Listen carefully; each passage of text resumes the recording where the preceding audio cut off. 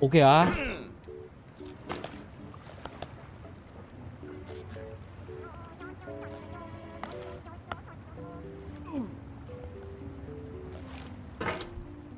Đéo nào nhỉ? Đây rồi.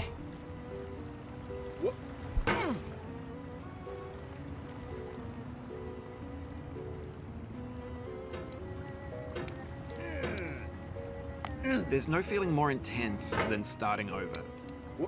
If you deleted your homework the day before it was due, as I have, Ồ or kìa. if you left your wallet at home and you have to go back after spending an hour in the commute. If you won some money at the casino and then put all your winnings on red but it came up black. If you got your best shirt dry cleaned before a wedding and then immediately dropped food on it. If you won an argument with a friend and then later discovered that they just returned to their original view. Starting over is harder than starting up. If you're not ready for that, like if you've already had a bad day, then what you're about to go through might be too much.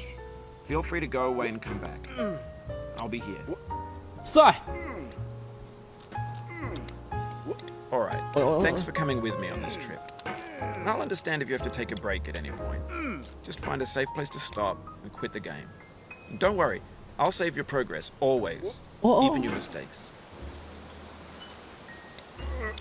This game is a homage to a free game that came out in 2002, titled Sexy Hiking. The author of that game was Jazuo, a mysterious Czech designer who was known at the time as the father of B games. And B games are rough assemblages of found objects. Designers slap them together very Hay quickly thế, and hay bình freely. thường. And they're Rồi often mẹ, too rough mình nghe and trẻ con unfriendly to này, gain thằng much Tùng thì of a tôi follow. phá đảo được. They're built more for the joy of building them than as polished products. In a certain way, Sexy Hiking is the perfect embodiment of a B game.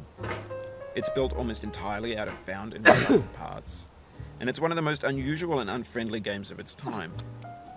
In it, your task is simply to drag yourself up a mountain with a hammer. And that act of climbing, in the digital world or in real life, has certain essential properties that give the game its flavor. Mẹ mỏi tay phết đấy. No amount of forward progress is guaranteed. Some cliffs are too này phải sheer hết sức or tập too trung này. slippery. And the player is constantly, unremittingly in danger of falling and losing everything. Anyway, when you start Sexy Hiking, you're standing next to this dead tree that blocks the way to the entire rest of the game. It might take you an hour to get over that tree, and a lot of people never got past it. You prod and you poke at it, exploring the limits of your reach Đó and là đi your kiểu đéo gì strength, nhở? trying to find a way up and over. And there's a sense of truth in that lack of compromise. Most obstacles in video game worlds are fake. You can be completely confident in your ability to get through them once you have the correct method or the correct equipment or just by spending enough time. In that sense, every pixelated obstacle in Sexy Hiking is real. Đây rồi. Ôi ôi. The obstacles in Sexy Hiking are unyielding, Ôi rồi. and that makes the game uniquely frustrating. But I'm not sure Jazuo intended to make a frustrating game. The frustration is just essential to the act of climbing, and it's authentic to the process of building a game about climbing. A funny thing happened to me as I was building this mountain. Cay I'd have thế an nhở? idea for a new obstacle, and I'd build it, Hình như mình phải ngồi lên test hòn it, đá này trước. and it Mình would nhảy usually lên thì turn mới out có to be đá. unreasonably hard. But I couldn't bring myself to make it easier. Đúng. It already felt like my inability to get past the new obstacle was my fault as a Đấy. player Bố mày rather bắt than as a bài mày builder. rồi con chó. Imaginary mountains build themselves from our efforts to Kìa. climb, and it's our repeated attempts to reach the summit that turns those mountains into something real. When you're building a video game world, you're building with ideas. And that can be like working with quickset cement. You mold your ideas into a certain shape that can be played with. And in the process of playing with them, they begin to harden and set until they're immutable, like rock. And at that point, you can't change the world. Not without breaking it into pieces and starting fresh with new ideas. Ôi thôi. Mẹ cái thằng ngu này đéo lót cao su rồi. À! Đéo lót cao su rồi đáy cái chum đi. Mẹ mà có phải đỡ trơn hơn không? Trơn quá.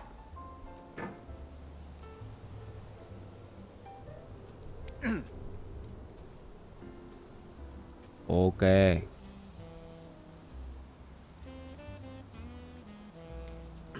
Mhm. Mhm.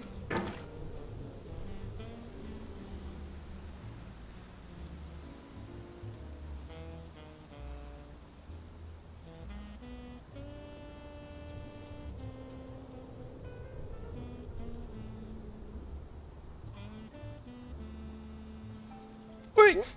For Đấy years now, rồi. people have been predicting that games would soon be made out of Khéo, khéo, khéo. bought in a store and assembled into a world. And for the most part, that hasn't happened. Because the objects in the stores are trash. I don't mean they look bad or that they're badly made, although a lot of them are. I mean they're trash in the way that food becomes trash as soon as you put it in the sink. Things are made to be consumed and used in a certain context. And once the moment is gone, they transform into garbage. In the context of technology, those moments pass by in seconds. Ố giời. Over time, we've poured more and more refuse into this vast digital landfill that we call the internet. It now vastly outnumbers and outweighs the things that are fresh and untainted and unused. When everything around us is cultural trash, trash becomes the new medium, the lingua franca of the digital age. And you can build culture out of trash, but only trash culture. Okay á. B games, B movies, B music, B philosophy. Ooh. Maybe this is what digital culture is. A monstrous mountain of trash, the ash heap of creativity's fountain. A landfill with everything we ever thought of in it. Grand, infinite, and unsorted. Ok nha. There's 3D models of breakfast, Gen X's fanfic novels, scan magazines, green screen Shia LaBeouf, banned snuff scenes on LiveLeak. Facebook's got lifelike bots with unbranded adverts and candid shots of Kanye and Taylor Swift mashups, car crash epic failed GIFs, Russian dashcam vids, discussions of McRibs, discarded, forgotten, unrecycled, muddled, rotten, Ôi untied. ôi. Ui ôi. Mẹ mày cứ tưởng là xuống dưới là ăn cứt Everything's đấy. fresh for Là about nghỉ 6 luôn đấy. seconds until some newer thing beckons and we hit refresh. And there's years of persevering disappearing into the pile, out of style, out of sight.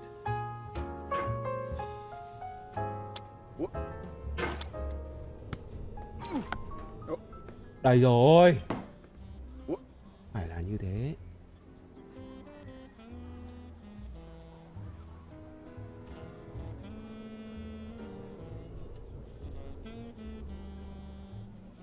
Ui. In this context, it's tempting to make friendly content that's gentle, that lets you churn through it but not earn it.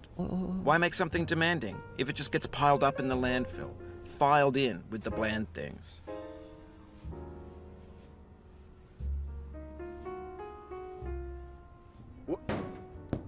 Ôi rồi ôi. Ai! Oh, Ai! you just lost a lot of progress.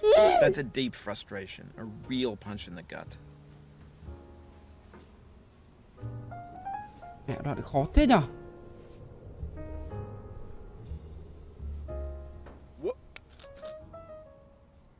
Không sao hết. Có kinh nghiệm làm lại được hết.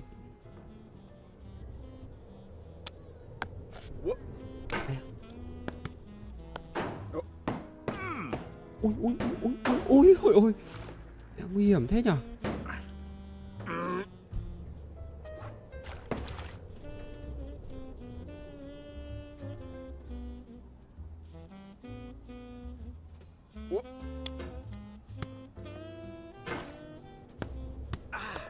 Ô kìa. Ô kìa. Ô kìa.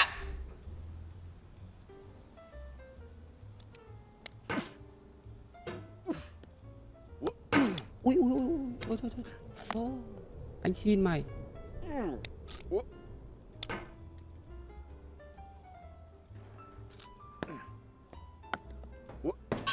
Trời ơi.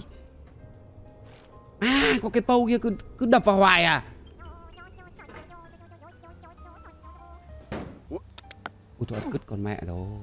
À mỏi tay quá.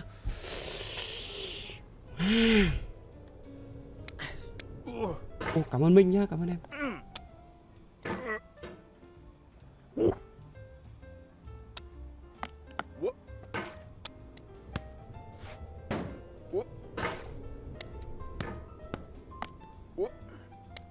Ô kìa, đoạn này khó thế nhở?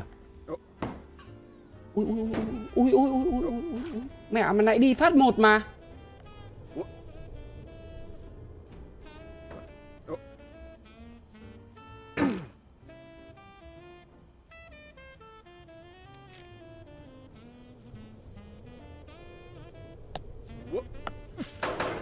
Đây rồi.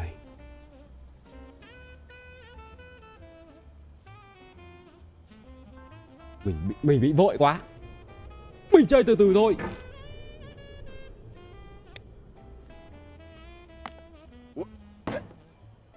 Đéo được. Ui.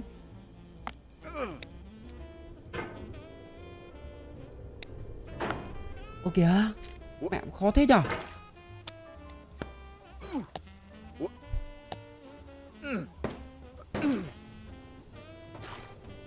Mẹ sai ở đâu nhở?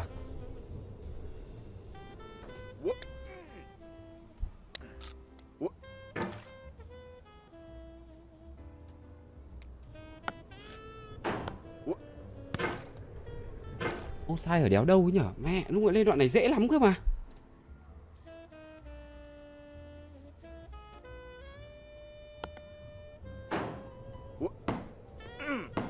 Đây rồi.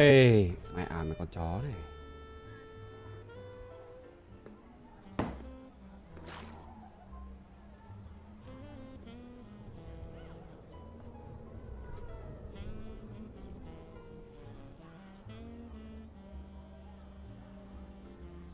Khéo khéo khéo khéo.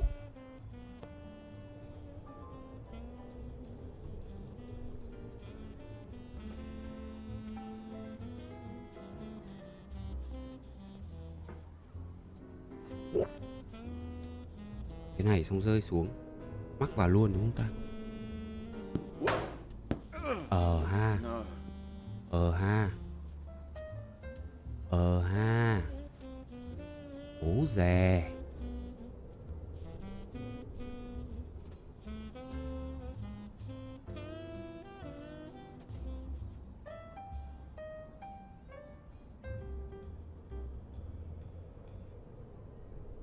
Ê, đoạn này đi kiểu gì ta? Khó ta. Đập vào đây, bay ra đây, móc vào đây. Hay là đẩy như này qua nhỉ? Đẩy như này qua, vòng cái tay. Đẩy qua. Ôi! Ôi ui ui ui ui. Mẹ mày hú hồn.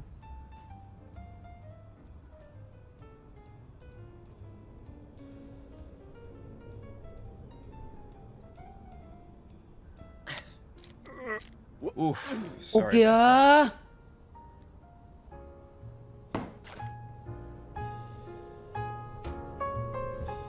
Đéo gì nhở?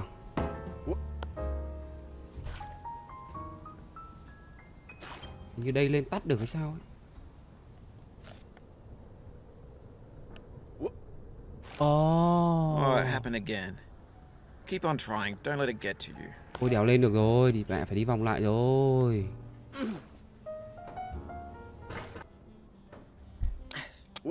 Ôi ôi ôi ôi ôi ôi ôi ôi ôi trời ơi. Ô mày lại sợ mày quá.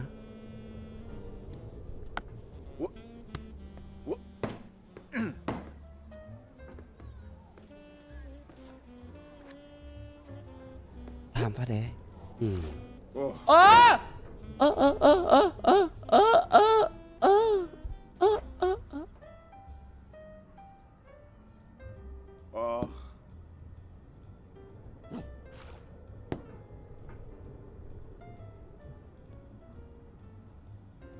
Con phải đi kiểu đéo gì nhở?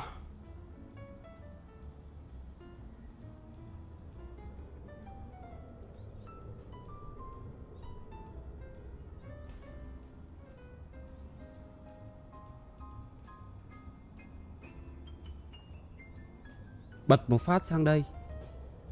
Chính ra lúc nãy là mình giữ được rồi đấy.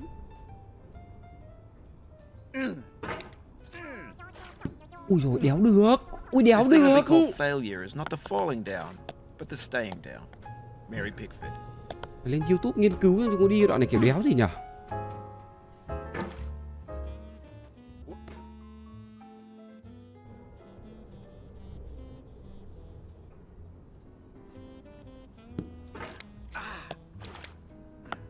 When games were new, they wanted a lot.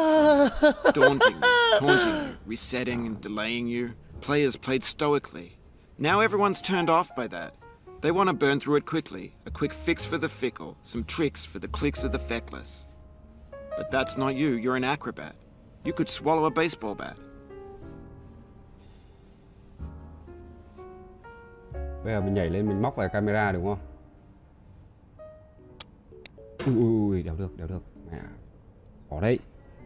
Dễ đâu, khó đấy.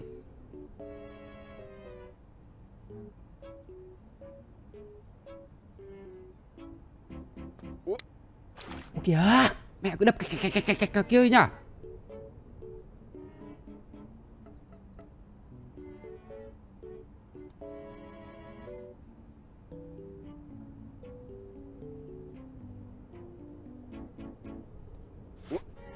Ôi đéo đến, đéo phải rồi, sai ở đâu rồi?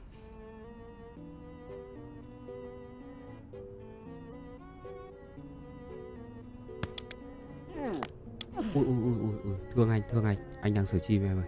Mẹ cẩn thận của anh cả.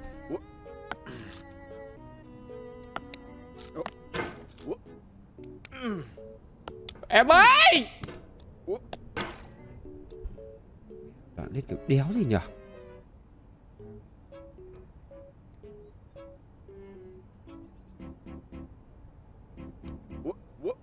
À, mình phải lên cái này trước. Xong rồi mới nhảy sang bên kia. Thế có phải dễ hơn không? Đúng. Tất cả đều đúng.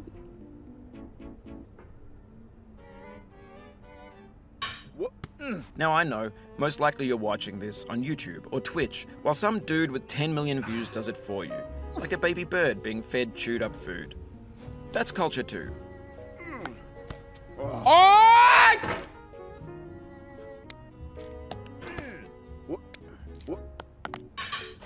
Ai à, mày toát mồ hôi đấy.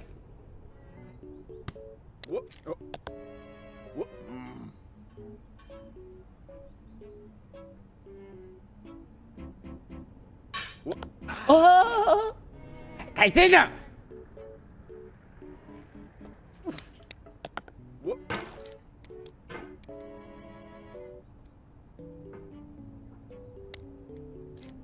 Ôi thôi, anh xin mày.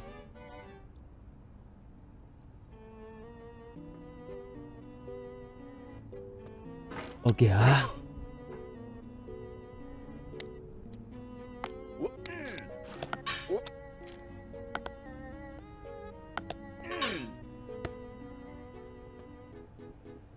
Oh yeah. Oh yeah.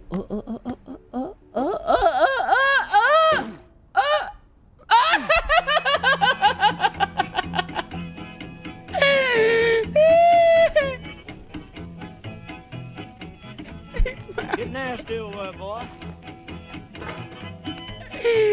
Cày đấy nhở? Going down the road feeling bad. Bao nhiêu công? Trời ơi!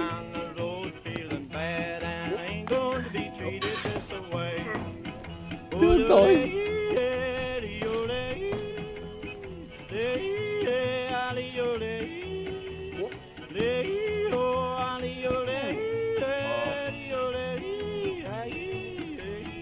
À không, để biết đi đoạn này rồi. Chuyên nghiệp hơn rồi.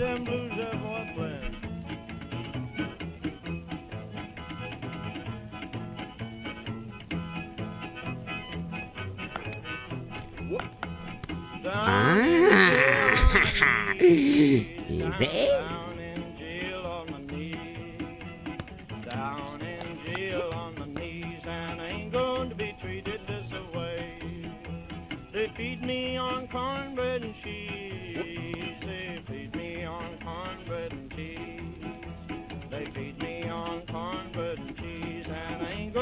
Trời ơi!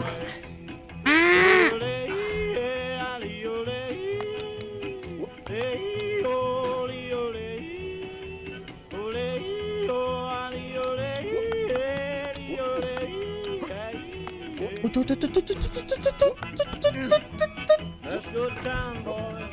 Hey, buddy. Oh, Lord, Lord. $10 shoe fits my feet. A $10 shoe fits my feet.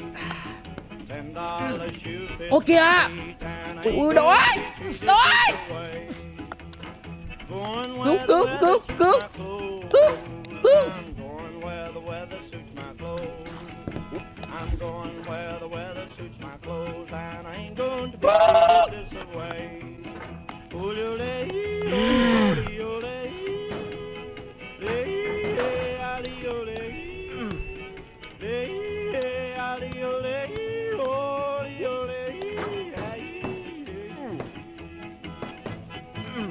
Calm down, boy, calm down. Hey, hey, hey.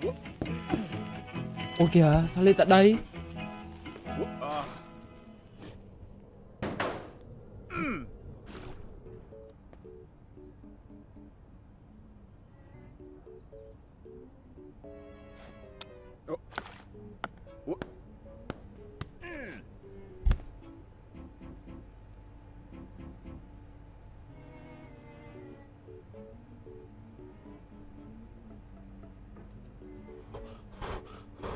Để tí xem nào.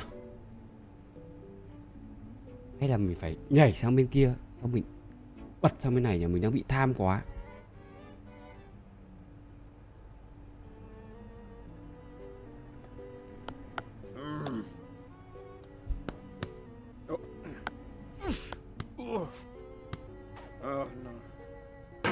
The soul would have no rainbow had the eyes no tears. John Vance Cheney. Ủa kìa, sao đây? Sao đây?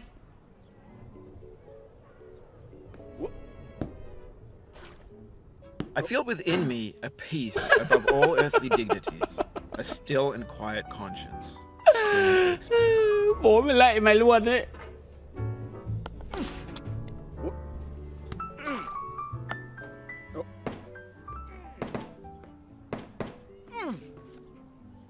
Ui ui ui ui. Ô kìa.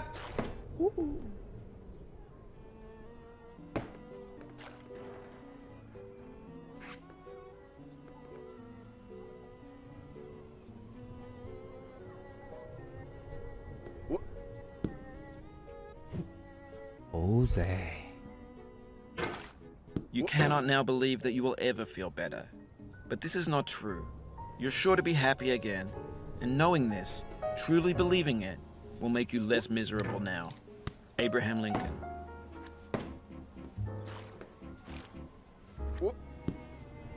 Cười, cười, cười, cười.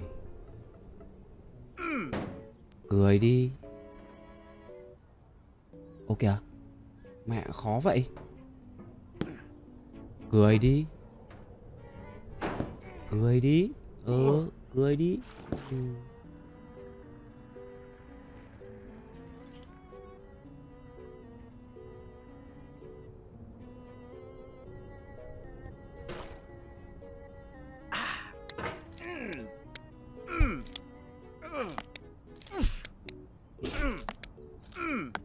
Trời ơi! Cái đeo gì nhỉ?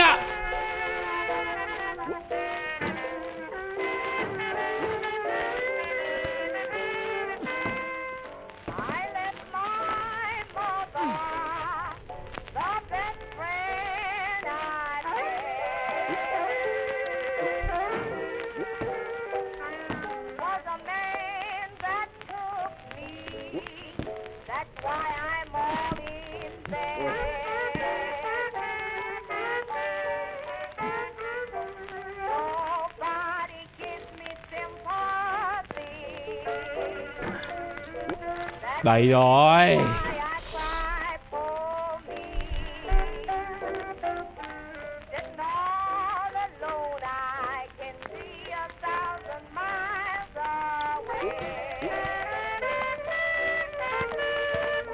Ồ kìa, đừng như thế.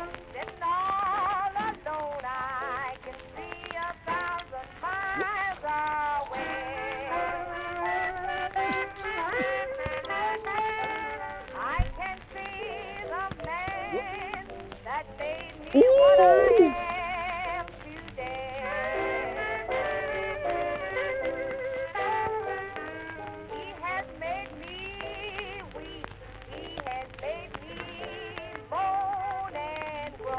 thế nhở?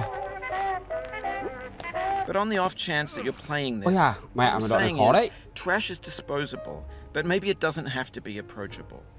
What's the feeling like? Are you stressed? I guess you don't hate it if you got this far. Feeling frustrated? It's underrated. Mẹ, khó thế nhở?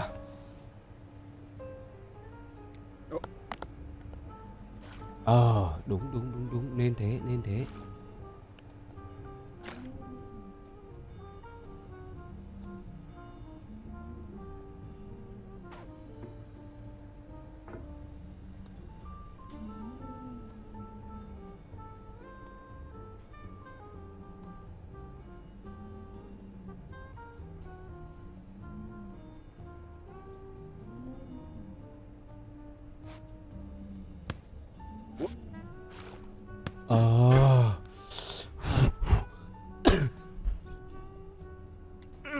An orange is sweet, juicy fruit locked inside a bitter peel. That's not how I feel about a challenge. I only want the bitterness. It's coffee. It's grapefruit. It's licorice. Mẹ con chó này lừa bố mày. Từ đã, mẹ xem cái bàn này nó lừa nốt không? Mẹ tôi nghĩ cái bàn này nó lừa lắm.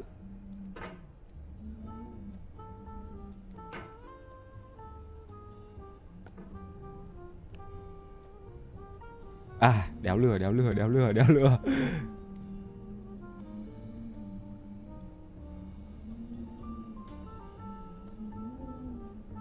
Ôi đéo đến á. Phách cả lìn thật, lại phải bật lên à? Khó thế. Do not stand at my grave and cry. Ôi I am not there. ôi, mẹ ơi bao nhiêu công. Mary Fry. Ôi.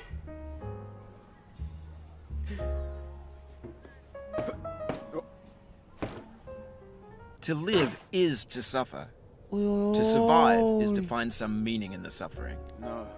Friedrich Nietzsche. Trời ơi. Còn chơi làm cái đéo gì nữa.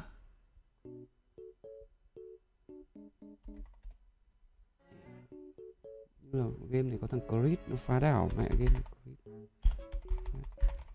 Over it.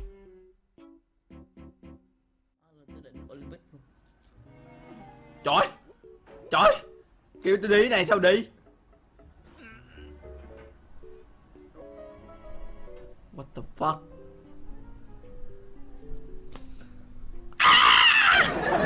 Nó bay lên bầu trời. Đéo thể tin được. Chịu. Mẹ game này chỉ có mấy thằng dị nhân thì nó mới chơi được chứ. Với tôi như là phá đảo rồi đây các bạn. Lần thứ 2 phá đảo Getting Over It nhá. Lần trước phá đảo một lần rồi các bạn nhá.